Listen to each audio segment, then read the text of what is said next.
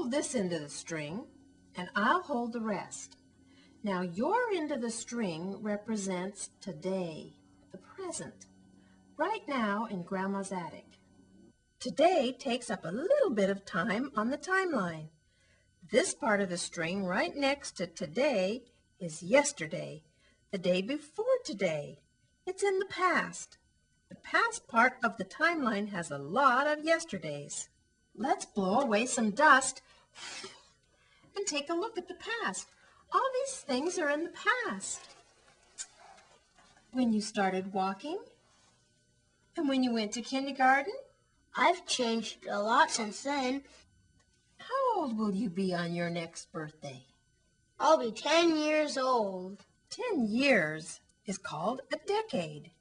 We can use the timeline to show one decade. 10 years. Many things change in 10 years. More things change in a generation. What's a generation? This is a picture of 3 generations. Your grandma and grandpa are one generation. They had children, your mom and her sister and brother. They are another generation. Your mom grew up and had you. You're a generation. When you grow up and have children, that will be one more generation.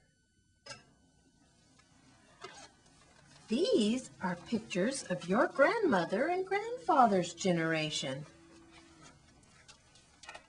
Many things have changed since they were children. This must be my grandmother as a baby, but all these pictures are black and white. That's because they were taken with this old camera. It couldn't take pictures in color. Look at these old cars, old trains, and old airplanes. These were very different. Oh, they had fun. Look at them on their sleds. What else did they have to play with? They had many things. They had roller skates, kites, bicycles, checkers, dolls, and rocking horses. Did they have any computer games or videos? They didn't have any computers, and very few people had television. Children played outdoor games a lot. All the girls are wearing dresses. At my school, they mostly wear jeans. Where do you think people in their generation got their food? The grocery store? Yes, but it wasn't a big supermarket like you have today. The store didn't have all the special foods from far away that you have today. Most families had milk and eggs delivered right to the door. Many families had a garden where they grew some of their own food. This is your great-grandma as a child. She is your grandma's mother. Her mother made her dress on this sewing machine. My mom's sewing machine doesn't look like this. Your mother's sewing machine is electric. Most people in your great-grandmother's time didn't have electricity. Some people did, but having electricity was a very new thing, and it was expensive. So they had a sewing machine like this one that doesn't use electricity. To sew, you push your feet on this large pedal. It's called a treadle. See how the needle moves up and down when you push the treadle? This made the stitches in the clothes. Most people had a stove that burned wood, and they had an ice box that had a huge block of ice to keep things cool. Some people had telephones, but they looked like this, and they couldn't hear as well as you can today. Here's a hat that belonged to your great-grandfather. He liked to wear it when he was driving. Does this look like your car today? Only a few families had a car. There weren't many highways, mostly dirt roads. Here's some pictures that are more than 100 years old. 100 years is called a century. I was born over 100 years ago. I am part of the last century. This is a picture of me. Women always wore long dresses. Many men wore suits every day, even to go to the park. In my generation, we didn't have a car. Of course, there were no airplanes either. We rode a horse went in a wagon pulled by a horse, or we walked. We had a farm. My dad plowed the ground using a mule, like the farmer in this picture. Dad milked a cow for our milk. We didn't get it delivered to the door. When we needed water, we had to go bring it in a bucket from the well. But we could still get flour and sugar at the store. In the winter, we had a fire in the fireplace. It wasn't just for fun. We needed it to keep the house warm. It was also our stove. My mother washed clothes with a washboard like this. And then she hung the clothes out to dry on a clothesline.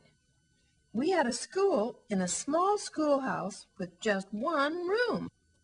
One teacher taught all of us kids together. We had little desks with inkwells where we dipped a feather to write with. We learned the 3 R's: reading, writing, and arithmetic. That's the same as now. Our schoolroom was heated by a little wood stove. We did our lessons using a piece of chalk and a board called a slate. If I dropped my slate and it broke, I would be in big trouble. When I did my homework, I had to use a lantern like this one to read by if it got dark. You had to be careful not to knock it over, or you could start a big fire. I had lots of chores to do. I had to help milk the cow, feed the chickens, sweep out the barn, and wash the dishes. We didn't have a dishwasher, of course. One thing that hasn't changed is that even 100 years ago, kids liked to play after our chores were done. Some of the things we played with were different. Some things were a lot the same. We made a lot of our own toys. Sometimes my dad would carve a doll or a little animal. But sometimes we could buy some special toy like a spinning top or a painted doll. We did not have a huge store where our parents could go and buy hundreds of different toys. The toys we did get, we took care of so they didn't get broken. This old quilt came across the prairie with my grandmother. She was a pioneer of the Old West. She traveled in a covered wagon, and it was pulled by an ox.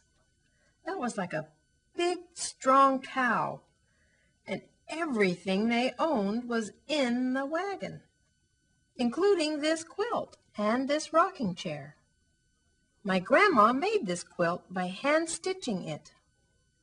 Nobody had a sewing machine, and all sewing was done like this.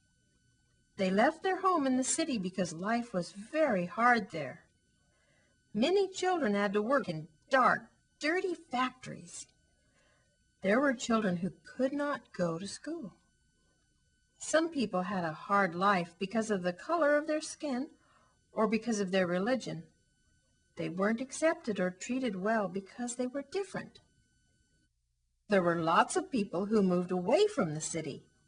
After my grandparents' family and other people got to their new home, they had to build places to live.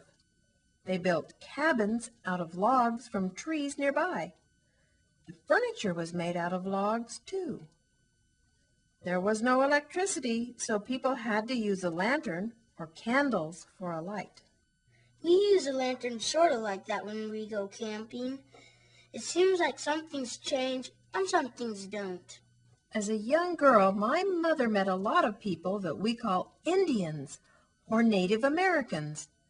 These Native Americans lived here for many, many generations before my family came. That was long ago. The Native American people didn't need stores where they could buy things. They made their own clothes from animal skins, nice soft leather, and their mothers made warm blankets. And when they wanted to look very nice, they could wear feathers. Many of these native people rode ponies that they caught and tamed. They wove baskets and found berries and fruit. Their people lived in many different kinds of homes. Some had teepees that they could move quickly and easily. Others had warm houses made of logs, straw, and mud.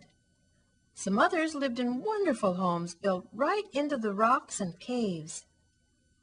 They could get everything they needed to live from the world around them. Other people came to America from England, Germany, and other countries. They built their own villages and cities here. Some of these people were called pilgrims. The Indians taught them how to plant corn and how to hunt for food. As time went on, other people came too. What happened to change everything like we have it today? There were many things that happened. People discovered how to use electricity, so the old lanterns and candles were put away. Most houses had light bulbs and electric lamps. Another thing that changed life was the way people traveled. People built trains, cars, and airplanes and went everywhere in them instead of in wagons or on horses. Farmers plowed their fields with tractors instead of a mule and plow. The old dirt roads were paved and great highways were made between cities.